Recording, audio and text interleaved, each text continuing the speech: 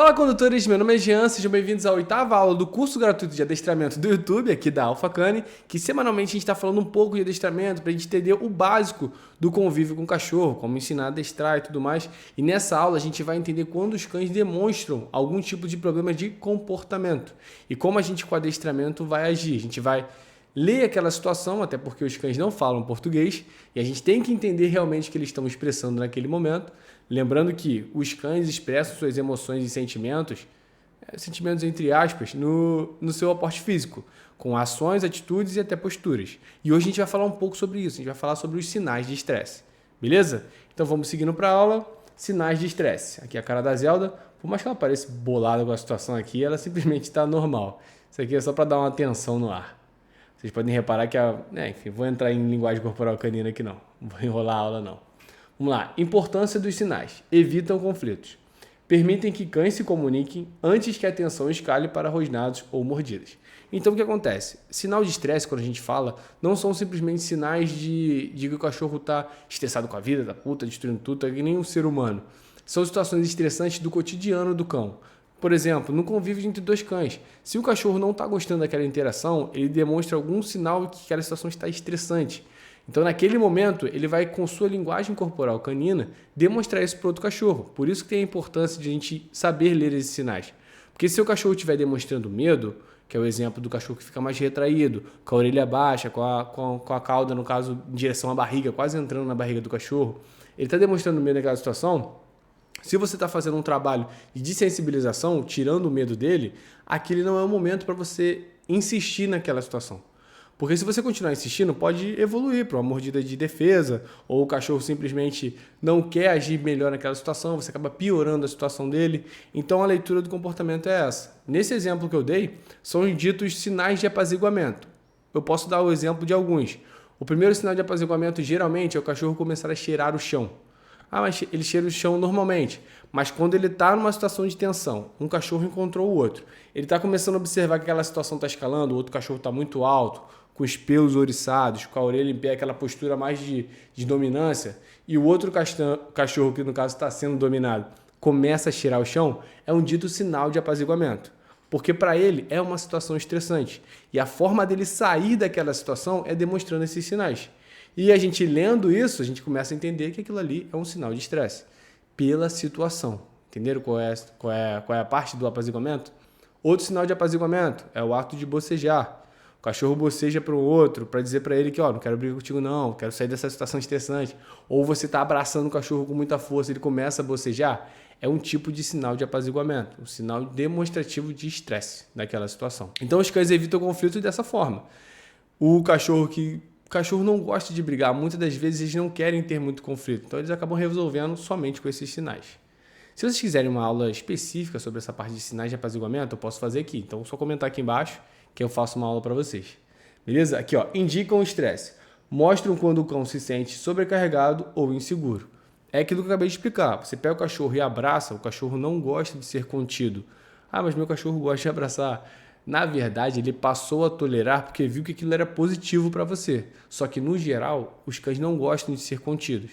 Entendeu? Eles precisam ser acostumados por causa de avaliação veterinária, por causa de situações do cotidiano, uma criança que abraça um cachorro, por exemplo. Mas não é normal da natureza deles. E geralmente eles demonstram alguns sinais de estresse quando a gente faz isso. Beleza? E agora aqui, essenciais para a convivência. Respeitar esses sinais promove um ambiente mais seguro e reduz comportamentos indesejados. É o que eu acabei de falar. Você evita conflitos, você evita situações de medo, você não acaba insistindo de adestrar da forma incorreta. Então, todas as coisas que eu ensinei atrás na parte do curso do adestramento, se vocês aplicarem na hora errada, com uma emoção errada do seu cachorro, vai tudo por água abaixo. Não vai ter um aproveitamento muito bom. Beleza? Aí aqui no próximo slide, eu dei 10 exemplos aqui que para mim são os principais, que geralmente é o que eu observo durante as minhas aulas de adestramento. Começando aqui pela hiperatividade. Geralmente você tem um cachorro que é muito agitado dentro de casa. E geralmente, ou ele foi reforçado para ter essa hiperatividade, ser extremamente ativo, o tempo inteiro dando input no cachorro, o tempo inteiro jogando bolinha, o tempo inteiro naquela situação ali de agito que o cachorro não aprende a relaxar. Então ele acaba ficando hiperativo. E também tem esse fato aqui, que é uma das principais causas de estresse canino é a falta de gasto de energia, que vai ser tema da próxima aula, essa parte de energia. Por conta disso, a hiperatividade é um dos sinais mais comuns. Isso aqui é basicamente, às vezes, é o primeiro sinal. E esse aqui também, destruição, também é enjoado. Agora, alterações de comportamento. Diminuição da vontade de brincar, movimentos repetitivos, falta de apetite e agressividade. Aqui eu dei esse exemplo de alterações de comportamento, mas tanto pode ser relacionado a estresse de rotina dentro de casa de forma incorreta, tanto quanto um problema de veterinário, tá? A parte clínica. Isso é uma forma de você perceber que seu cachorro não está bem. Então, se ele demonstrou algum tipo de alteração de comportamento, esse é um dos sinais de estresse. Como eu falei, pode ser algum tipo de problema clínico. Mas, geralmente, quando tem envolvimento principalmente daquilo ali, ó, de movimentos repetitivos, geralmente está relacionado à parte de rotina ou o trato incorreto com o cachorro. Esses movimentos repetitivos é aquela situação que a gente vê na internet ou até dentro de casa, vocês já viram. O cachorro que corre atrás do próprio rabo, o cachorro que fica se mordendo, o cachorro fica correndo em círculos, e são sinais de estresse. Então você precisa reavaliar um pouco a sua rotina com o seu cachorro. Aqui, ficar ofegante. Ficar ofegante, claro, tem que levar em conta a parte da temperatura. Aqui no Rio de Janeiro, meu cachorro geralmente fica ofegante a maior parte do ano. Só que em situações, por exemplo, no ar-condicionado aqui agora, ele está ali deitado. Se ele não tivesse, se ele estivesse ofegante, né, situação pra caramba, agitado e tudo mais, é um sinal de estresse. Pode ser relacionado ao ambiente, pode ser relacionado à rotina. Essa aula, o intuito é mostrar para vocês como é que se detecta um tipo de problema no cachorro. O que está acontecendo, o que está relacionado com esse tipo de problema no cachorro é muito relativo, você tem que avaliar vários fatores. Então faz o curso completo que vocês vão entender um pouquinho mais. Aqui, vamos lá. E a parte da destruição. Tem cães que geralmente já são mais destrutivos. Por exemplo, do labrador ou filhote que o dente está nascendo. Porque o dente está nascendo, ele coça, ele quer aliviar de alguma forma. Só que essa destruição aqui é em cães que do nada começam a destruir. Ou então deixou de levar o cachorro passear 3 vezes consecutivos, 3 dias consecutivos, e ele começou a destruir. Meu cachorro é destrutivo. Não é. É um tipo de alteração de comportamento relacionada à falta de gasto de energia. Entendeu? A mudança brusca de rotina. A cachorra acaba demonstrando esse tipo de comportamento. Lambedura excessiva. Isso aqui é bem complicado, porque o ato de lamber é relaxante para o cachorro. Tanto que para a gente fazer um trato para deixar a situação menos estressante do cachorro, fazer uma melhora do seu comportamento, da parte comportamental, a gente utiliza brinquedos de enriquecimento ambiental que utilizam a lambedura.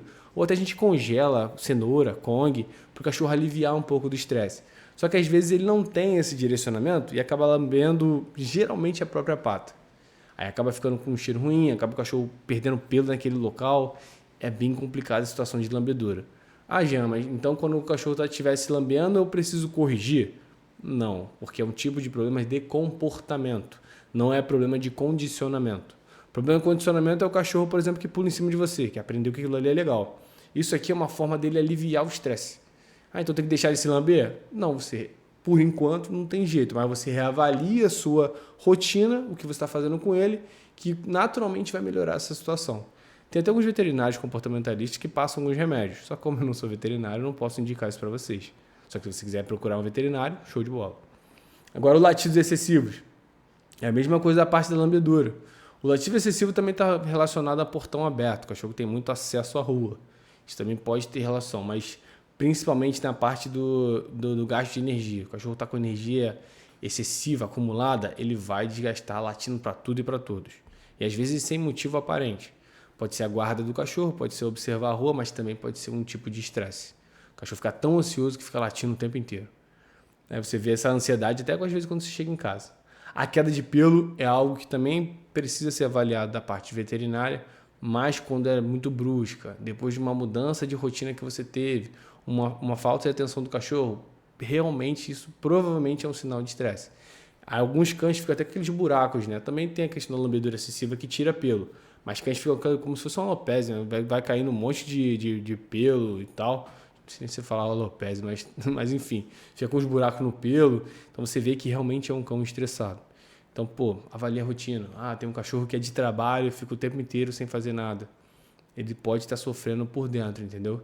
Então, aqui, a ansiedade pode causar problemas de queda de pelo por questões do organismo, ou até o fato de puxar ou lamber compulsivamente, como eu falei.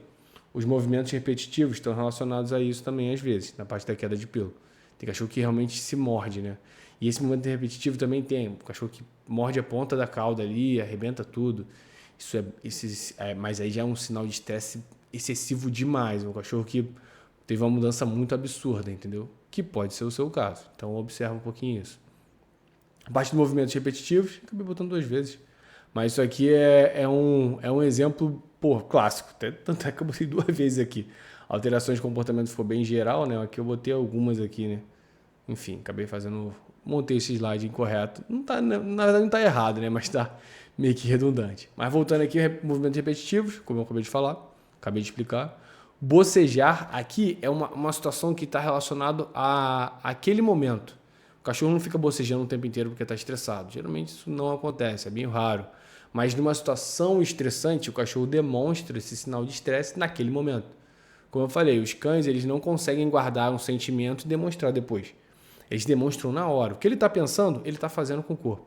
Então o cachorro está pensando, isso aqui não está legal não, vai bocejar, vai começar a lamber o focinho, que é outro exemplo aqui, do lamber do focinho, que são clássicos de situações momentâneas. Então observa, quero fazer 2 cães serem amigos. Você vai querer se aproximar. Um começa a bocejar, outro lamber o focinho, outro começa a rigidez nos dentes, demonstrando algum sinal de agressividade.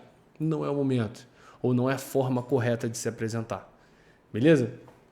Então, galera, esses aqui foram os sinais clássicos de estresse. Tem outros exemplos, mas a lista ia ficar gigantesca. Só que esses aqui, sempre estão envolvidos na situação.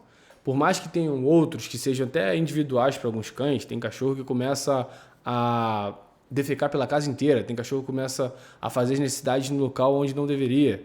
São sinais de alteração de comportamento, são sinais de estresse por algum outro motivo, até a ansiedade de separação e tudo mais.